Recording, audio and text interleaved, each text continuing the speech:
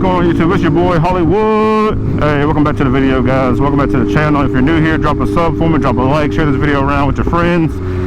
Today's video, we're going to be talking about riding two up with the passenger. If you've never done that before, well, a few tips and tricks on how to make your experience a little bit more enjoyable as a rider and the passenger, actually.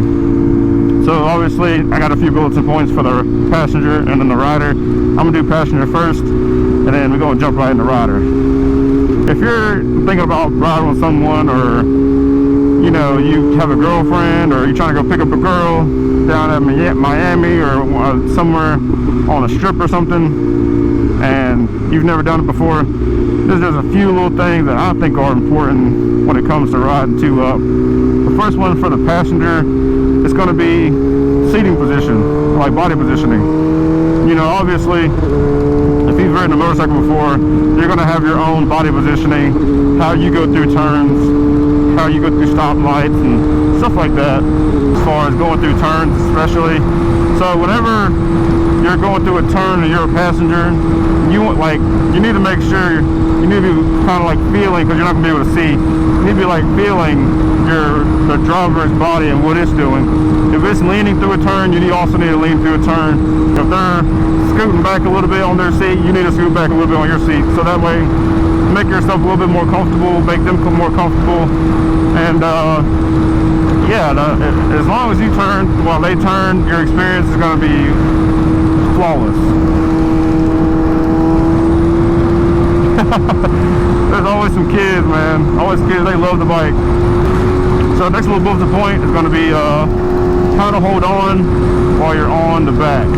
So obviously the driver has handlebars to hold on to. So what does the passenger hold on to while they're riding? Well, there's a couple of different things you can do. You can put your hands here on the tank, or you can wrap your hands around the driver's body, kind of hold on. And they actually make little handlebars that clip into your gas cap to make it easier for the passenger to hold on and have something to grip to. So like, obviously, you know, when you come to a stop, you want to put your hands on the tank and kind of push yourself off the driver a little bit, just so you're not like putting all your body weight into his back, because that freaking hurts, man. I've had a little bit of heavier set girls on the back of my bike before, and all that weight on my back, man, my back was killing me, man. I've had some skinny girls do the same thing, and it's just not a fun experience for the driver. So as long as you can keep that in mind, man, it'll make his driving experience, his or her driving experience better. It'll make your riding experience better. The next thing I kind of touched on already, but like stoplights. So obviously, you know, you come to a stop, you know, the object in motion is going to remain in motion until an opposing force, I forget the phrase, the ending of it, but basically the bike's going to stop, but you know, your body's going to keep on going forward. So if you're the passenger and you're just holding on, like your arms are wrapped around their waist, obviously, you know, you're going to have to kind of brace yourself a little bit, so that way you can slow down as well. But that's what I was saying before. Put your hands on the tank and just push off the tank a little bit, and that'll make you feel a little bit more secure when you're coming to a stop. And there is a trooper up here, so we're going to be on our best behavior. Might have to go around though. I ain't saying this lane. Oh, there's another trooper getting on too. Oh my gosh. And that's really going to wrap up the thing about riding as a passenger. Now I will say, you know, obviously to make your feet a little bit more comfortable during the experience, you know, a peg is not going to allow you to put your whole foot on it. Like either half of your foot's going to be hanging on 75%, 20%, whatever the case may be. But you want to have your feet where the balls of your feet are actually on the peg, and kind of angle them just a little bit. That way you get the majority of the ball of your foot, and that way you're still getting blood flow to your toes, because I ride sometimes on the balls of my feet, but it's not exactly on the ball, it's a little bit forward of that, and my toes will go numb because I'm cutting off the circulation to my feet or to my toes. Now jumping right into the driver, this is like the meat and potatoes of this video. Yeah, I'm probably sure that I missed a couple on the passenger, but you know, you can kind of ride a couple times and figure out what I missed, and kind of like work on those things, or you can go to somebody else's video. The biggest thing is, what my dad has always told me, and other people on videos have said, your driver plus your passenger weight does not need to equal or exceed the motorcycle's weight when it's wet, basically like full of liquids, full tank of gas, full brake fluid, like all that stuff. And I was supposed to look up the science behind that, why they say that, but I'm pretty sure it's due to like the handling and like the counterbalance of something that happens. Oh shit, the 18-wheeler flipped over there. Of like the counterbalance of like the bike, if you're going through a turn, you might slip out or something, or it might be a little bit harder to come up out of that turn to go into another turn. I don't know. I'd have to look it up myself because I honestly forgot. It's been so long since I've had a passenger on the back of my bike. But yeah, man, like you don't want that weight to exceed, because I mean, from my personal experience, I have exceeded the weight. Like I used to have an FZ07, and I've exceeded the weight limit on that bike so many times, and it was a little bit harder to manage, but I've been riding so long, I knew how to deal with it, and it wasn't that big of a deal to me. But like if you're a new rider, or if it's your first time riding two up with somebody, it might be overwhelming for you, you know? So don't do anything you're not comfortable doing, especially exceeding the weight, the payload weight of the bike. Next bulletin point is going to be know your bike's limits, man. Like that's anything from like the capabilities of your bike, how far it can be leaned over, your tires. You know, like if you've never really pushed your bike to its limits and kind of like figured out what it can and cannot do, don't get bright ideas of coming out here riding two up and then now you want to figure out what your bike can do because you want to show off for a girl. That's how people get hurt, and it's not going to be a fun experience for you. You're going to have a fucked up day, and you're not going to have anybody to blame but you, and then that person that you're riding with is probably going to hate motorcycles for the rest of their life, and they're probably going to hate you for the rest of their life as well. That's just as simple as I can put it. I mean, I kind of hate that I see people on YouTube, they get out riding two up and they're doing all these crazy things on a motorcycle I would never even think about doing, and it kind of makes us look bad in a sense because like you're doing that with a passenger on the back. Yeah, it looks cool, but at the same time that is so dangerous, man. That's so crazy. I wouldn't even think twice about doing that crap, let alone once. Yeah, man, don't come out here and do anything crazy. Just know your bike's limits. Don't push it too hard, especially if your tires haven't warmed up. Don't be trying to go through there dragging no dang knee, like, you know. Just be smart about it, man. The next thing, I kind of just touched on it a second ago, the next bullet point is going to be your big three no-nos. That's going to be wheelies, that's going to be speeding, and then that's going to be dragging knee. Obviously, if you're riding two up and you're doing a wheelie, the person on the back is too big for the bike anyways. Yeah, you need to reevaluate your situation to get somebody a little bit lighter, or don't have somebody around the back at all. That's all I can tell you. I mean, it's simple as that. I mean, yeah, if you come out here and you're doing wheelies on a bike and you're two up, that's stupid dangerous. I have no respect for you. That is crazy work. Nefarious work at that. Like I just can't explain it. Like that's so dumb, dude. So dumb. What is this guy doing? Why are you going so far up, buddy? Are you trying to hit the apex, bro?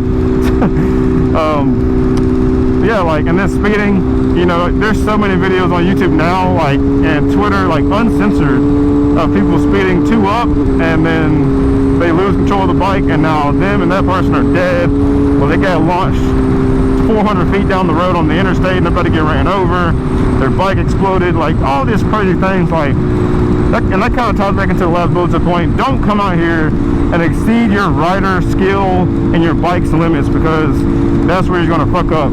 And it's really sad to see, like, and then the majority of the time these people are wearing GoPros or Insta360s, whatever, and they're recording it, and it's all captured on video, and then now they post it, and it's like, you know, you've probably seen a video like that, but then you went out and tried it anyways, and now you have yourself on camera being dumb, and then you post it to try to warn everyone else, but all you had to do is listen to that video and not do it in the first place. You know what I mean? Like, don't be that guy, man. Just stick to what you know. Don't do nothing crazy, and stop trying to show out. It's not, like, at the end of the day, you already have a bike, man. You're cool enough. You don't need to be going there being the extra cool guy, because you don't get any cool points for it. You actually lose cool points, in my opinion. Last bulletin point I'm going to have for the driver is be considerate of seat time. You know, I cannot stress this enough.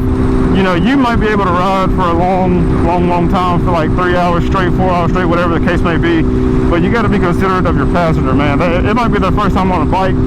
You know, they might have back problems, and if it's a girl, you know, they're going to be sitting kind of directly on their parts, you know, and I remember I had a girl on the back, and we came to a stoplight. We had been riding for like 45 minutes, and she said, "My coochie hurts." It's on my TikTok. I'll throw in the clip right here. You good?